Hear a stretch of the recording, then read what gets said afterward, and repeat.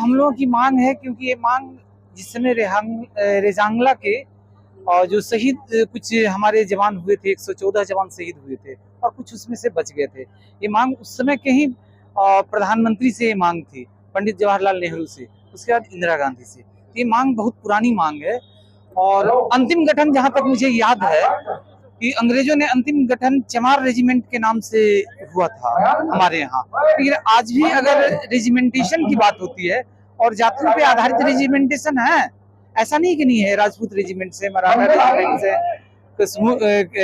Kumaon regiments भी रही हैं, जिसमें कि करीबन पहले 80% यादव कम्युनिटी के लड़के उसमें भर्ती होते थे और आज धीरे धीरे सरकार ने वैसी व्यवस्था कर दी है कि वहाँ 30% हमारी भागीदारी हो गई है।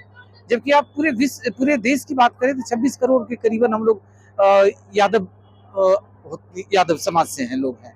तो क्यों नहीं, अगर रेजिमेंट और एक सेना और एक देश, एक राशन, एक वोटर की बात होती है, एक देश एक चुनाव की बात होती है, तो निश्चित रूप से ये मेरी मांग है, सरकार से मांग है। और मैं तो ये कहूंगा कि आज मैं भी आया हूँ, मेरा पूरा परिवार आज हमारे साथ खड़ा है और इनका भी कहना है कि मैं इस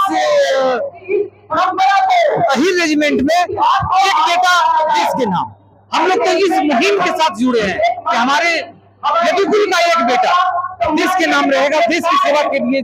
मैं इसे चाहूंगी कि अहिर रेजिमेंट की मांग कोई नई मांग नहीं है और ये सिर्फ हमारी यदुवंशी समाज के मान सम्मान की बात है।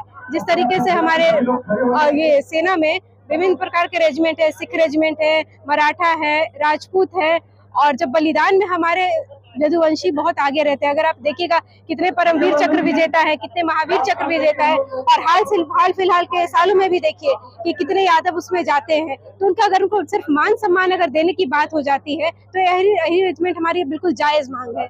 इसको मैं सरकार से आग्रह करती हूँ और ये मांग के साथ साथ ये हमारा कहीं ना कहीं हक भी है। तो ये हमारा हक है, हम लेकर रहेंगे। सरकार से मांग रहे हैं, दे, नहीं तो हमारा संघर्ष जारी रहेगा और बस यही रेजिमेंट हमारा हक है, हम लेकर रहेंगे।